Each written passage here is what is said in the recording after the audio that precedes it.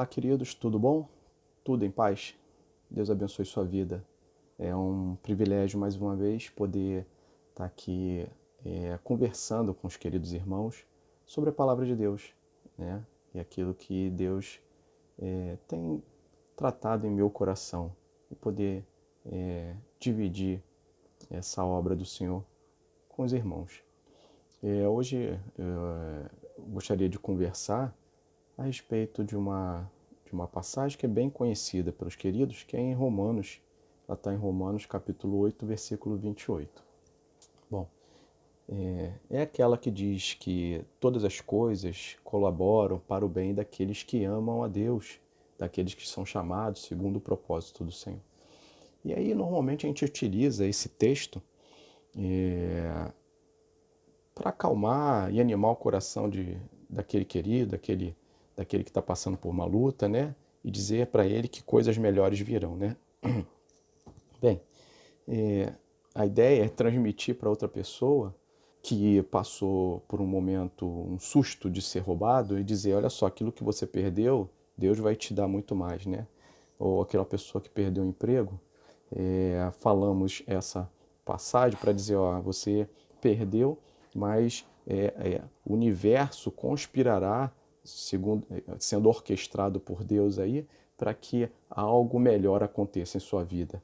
E se alguma situação de saúde está ruim, ou se algum problema na sua família acontece, bom, esses acontecimentos negativos, esses danos que você tem vivenciado, Deus converte, Deus vai trabalhar para que o mundo conspire para o seu bem, para que aquilo te leve para uma posição melhor.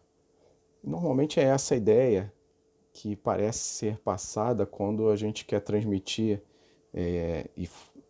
um ânimo, né, através desse texto aqui. E parece que não é essa a ideia do texto, né? Parece não ser esse a finalidade maior que Deus quer tratar em nossos corações e nossas vidas através dessa mensagem, da carta que é escrita por Paulo, né, aos Romanos, especificamente aqui tratando o capítulo 8, versículo 28. Eu, eu queria trazer para os queridos como é que está escrito na nossa Bíblia, né, que a gente utiliza, né? Almeida, Revista Atualizada, e como é que está escrito em outra versão, a versão da Nova Linguagem de hoje, que parece nos trazer uma compreensão um pouco melhor, uma interpretação um pouco melhor daquilo de alguns manuscritos, né? E quando a gente fala manuscritos, a gente pode dizer que Romanos, a carta de Romanos, ela foi reproduzida diversas vezes, né? Paulo escreveu e houve reescritas, né? Até para que se passasse de geração em geração, né? Não há um só manuscrito de Romano, existem vários, né? E daí então diversas traduções, né? Também. Eu queria dizer aqui, ler o que está escrito em Romanos 8, 28, na Bíblia que a gente costuma utilizar, né? Almeida Revista Atualizada, diz assim: sabemos que todas as coisas cooperam para o bem daqueles que amam a Deus, daqueles que são chamados segundo o seu propósito. Essa é a versão que a gente utiliza e parece que todas as coisas aqui, né, são todos os acontecimentos, bons ou ruins, eles desencadeiam e, de certa forma, parece que Deus os organiza para nos ajudar a nos colocar numa posição melhor, né? Mas eu gosto de uma outra versão, a versão da Nova Linguagem de hoje, e também tenho aqui, eu li uma versão interessante, né? Uma interpretação interessante dada pela Bíblia, Bíblia de Estudo Arqueológico, da editora Vida. Ela diz assim, essa versão aqui: sabemos que em todas as coisas Deus coopera juntamente com aqueles que o amam, com aqueles chamados segundo o seu plano, para trazer à existência o que é bom. Aqui nessa versão não são todas as coisas que colaboram, não. Aqui nessa versão está dizendo que Deus Sabemos que em todas as coisas Deus coopera juntamente com aqueles que o amam. Quer dizer, existe um trabalho cooperativo aí dos que o amam com Deus para um fim, para uma finalidade que é desejada pelo próprio Deus. E que finalidade é essa? Né? Trazer à existência o que é bom. E aí surgem algumas dúvidas a respeito desse texto, e eu dividi em 3 pontos para a gente tratar brevemente, que são os seguintes. Primeiro ponto, o que significa todas as coisas cooperarem para o bem? O que isso quer dizer com isso? Segundo, quem são os que amam a Deus? Terceiro, qual o propósito que Deus está falando aqui que tem para a nossa vida? Né? Que propósito é esse? Que bem é esse? Que fim é esse? Ou o significado de trazer à existência o que é bom? Né? O que significa esse propósito?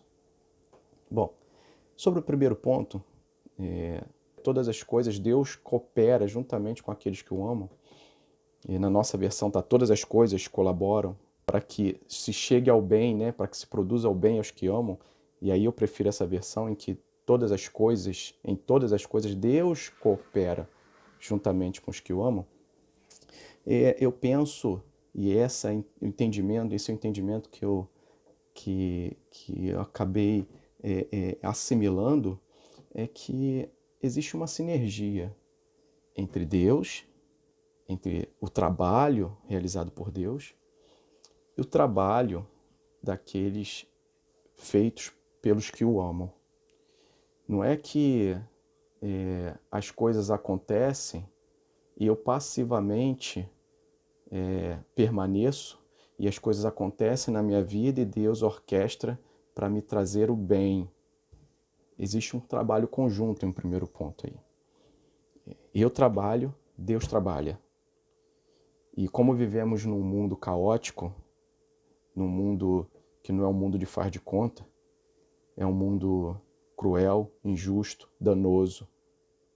É um mundo em que o homem, né, é o próprio mal desse mundo pelo pecado que habita nele, né? Não estamos livres de passar por nenhum problema. E Deus, o próprio Jesus Cristo, já tratou sobre isso. Então, não é que eu esteja certo, agindo direitinho, sendo justo em todos os caminhos, eu não tenha que passar por mal. Se passar, Deus vai transformar aquele mal em bem para a minha vida. Não é isso, não. É mais que isso, né? É como eu lido com o mal, como eu lido com a injustiça, como eu lido com a perda, como eu lido com o engano, como eu lido com a traição, como eu lido com a fofoca, quando o meu nome está envolvido, como eu lido com o maldizente, como eu lido com o ladrão, como eu lido com um país corrupto. É isso que penso que esse trecho quer dizer. Como eu lido? E Deus trabalha juntamente com os que o amam nessa lida, nessa dificuldade, nesse problema. Como eu devo me comportar diante desse cenário? E Deus, juntamente comigo, trabalhará para que, diante dessa circunstância, algo aconteça de bom. E a gente vai falar que algo de bom é esse que vai acontecer, né? Eu lembrei aqui do exemplo de Gideão, porque Deus tem o prazer de trabalhar junto conosco, junto com aqueles que o amam, né? E também veremos quem é que ama o Senhor, o que significa amar a Deus, né? Então Deus tem prazer, Deus não faz as coisas sozinho, ele faz, né? Mas não tem prazer em fazer, ele tem prazer em trabalhar como equipe. Deus tem prazer em pegar, às vezes eu não gosto nem de usar a palavra Deus te usa, porque parece que somos coisas e Deus fica manipulando a gente, não é isso. O prazer de Deus é trabalhar com aquele que voluntariamente quer trabalhar com ele, né? Eu lembro de Gideão porque é justamente esse o caso.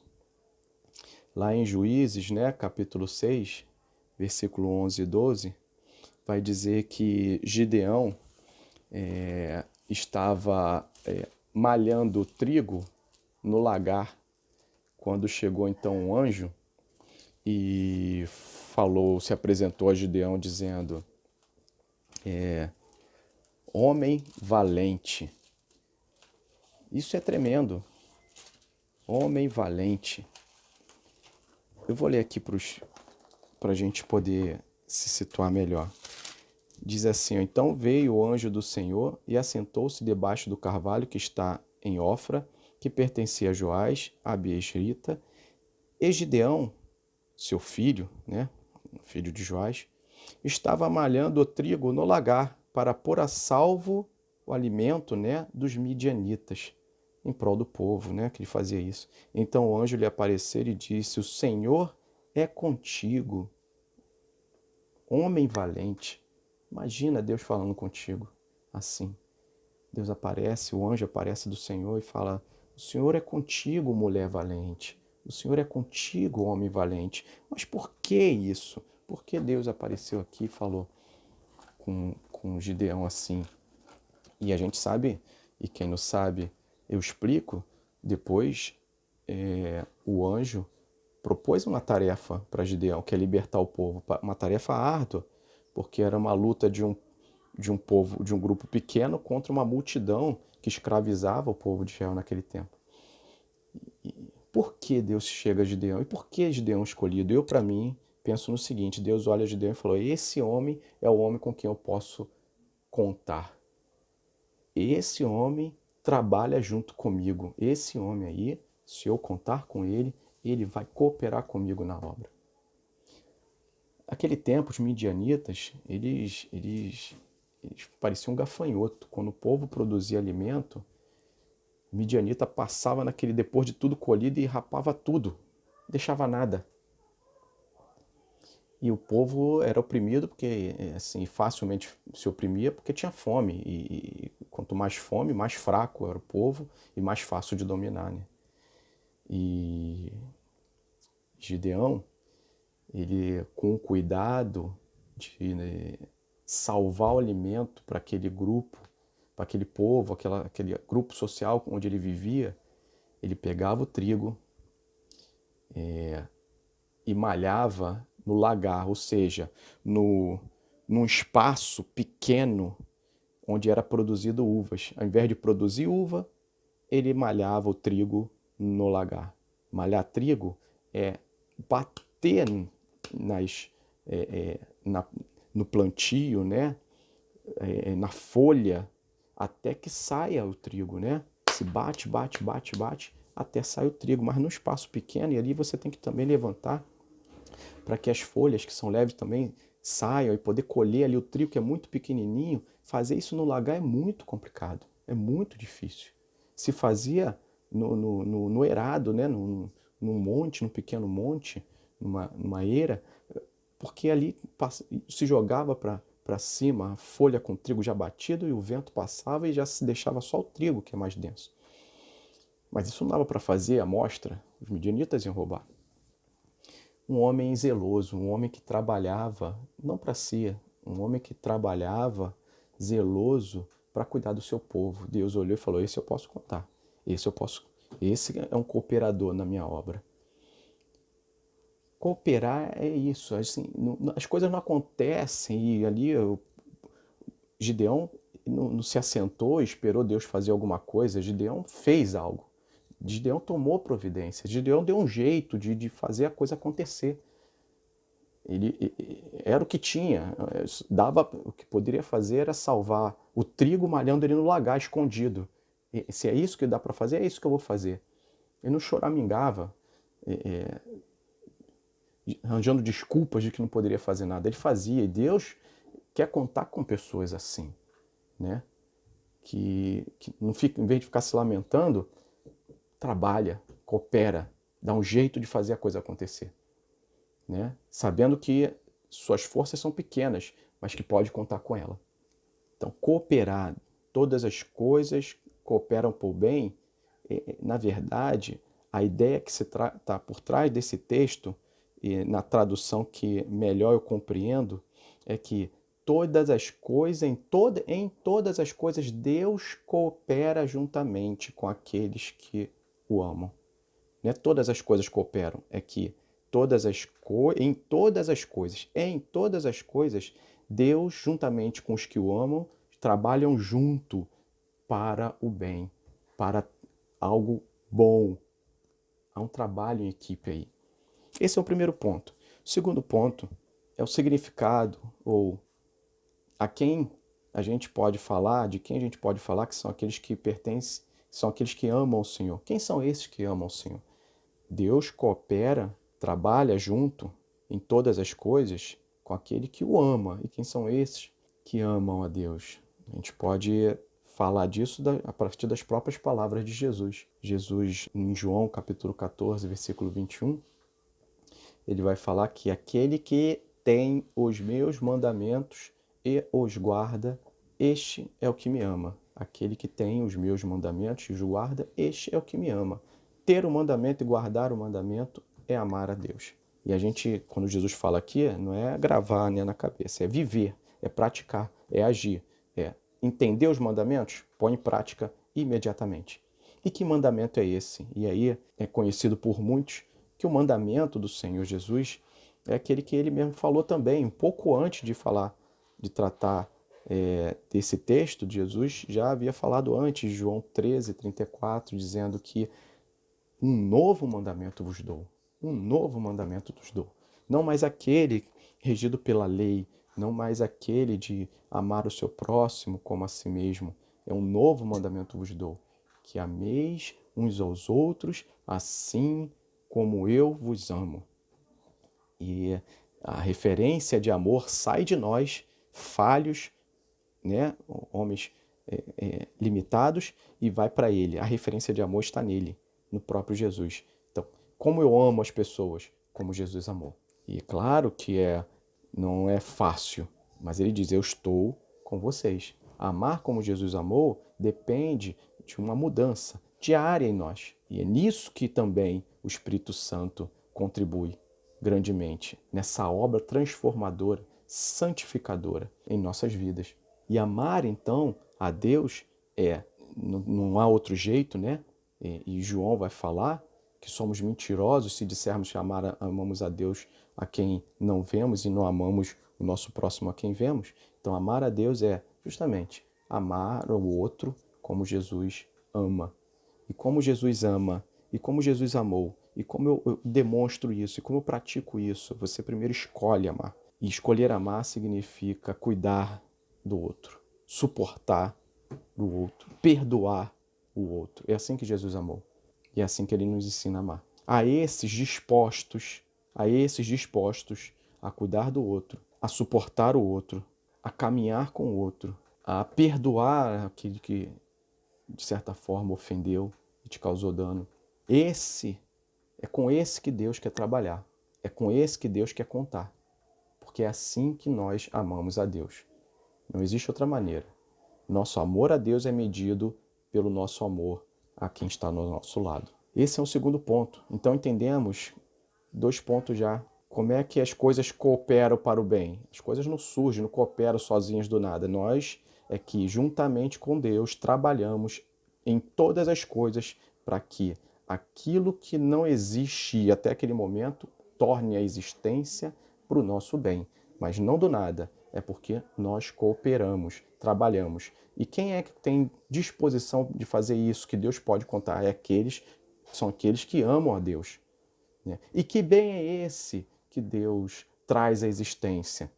Eu não estou dizendo, é claro, aquele que perdeu, ou que teve seu celular quebrado, ou que teve seu celular roubado, ou que foi roubado de certa forma, ou que perdeu o emprego, ou que está passando por problema de saúde, ou que está passando por um problema familiar sério. Essas coisas, Deus pode transformar nisso para um bem para a sua vida. Eu não estou dizendo que isso não aconteça, porque Deus trabalha e já trabalhou muitas vezes assim, a gente tem muitos testemunhos nesse sentido, mas não é isso. Não é assim que funciona. Nós passivamente sendo injustiçados, e aquela injustiça Deus transforma numa justiça, em algo ainda, uma restituição ainda muito mais favorável para a nossa vida. Embora ele faça, não é esse o propósito de Deus. Que bem é esse então? Que propósito é esse então? Isso aí a gente vai ler lá em Romanos 8, versículo 29. É no versículo 29 que a gente vai compreender esse ponto. E olhando aqui na nova linguagem de hoje, então, pois sabemos que todas as coisas trabalham juntas, né? Em todas as coisas Deus trabalha juntamente com aqueles que o amam para o bem, para trazer à existência algo bom, né? E o versículo 29 diz assim: porque aqueles que já tinham sido escolhidos por Deus, ele também separou a fim de se tornarem parecidos com seu filho. Que bem é esse? Que propósito é esse que Deus tem nesse trabalho, em equipe, em conjunto, né? Em todas as coisas, boas ou mais? Que coisa boa é essa que ele quer trazer para nós, quer trazer a existência para nós? É exatamente esse ponto que a gente leu no versículo 29. Com o propósito de tornar aqueles que o amam mais parecidos com seu filho. Tornar-nos, tornar aqueles que o amam mais parecidos com seu filho é o bem que Deus quer trazer. É aquilo de melhor que Deus quer fazer na nossa vida, na sua vida. Nos tornar parecido com seu filho. Então, se passar por essa dificuldade, esse susto de ser roubado, vai te tornar mais parecido com Jesus, Deus, então, está nisso contigo, trabalhando. Se passar por essa enfermidade vai te tornar mais parecido com Jesus, Deus passa por essa enfermidade contigo. Se o problema familiar que surgiu vai te tornar mais parecido com Jesus, Deus peleja, trabalha nisso contigo. Até porque primeiro ele trabalha em você, primeiro ele trabalha em mim, para depois trabalhar na circunstância. A circunstância é alterada, não por um ato, apenas um ato de Deus que vem do céu e transforma aquele cenário ruim, plim, fica algo tudo alegre, bonito e belo. Não, primeiro ele trabalha na gente, primeiro ele muda o nosso exterior, primeiro ele muda esse homem corrompido, esse homem difícil de lidar, esse homem reclamão, esse homem rabugento, esse homem rebelde, esse homem que egoísta, que só pensa em si. Primeiro ele trabalha nesse homem, para depois trabalhar na circunstância. E aí a circunstância muda juntamente com a mudança que Deus promove em nós, na direção, no sentido de nos fazer parecido com Jesus. Esse é o bem que Deus tem para nós. Esse é o propósito de Deus, quando Ele trabalha juntamente conosco em todas as coisas. E aí me lembra até um filme que eu acho muito interessante, esse filme, né, que é Deus Todo-Poderoso 2.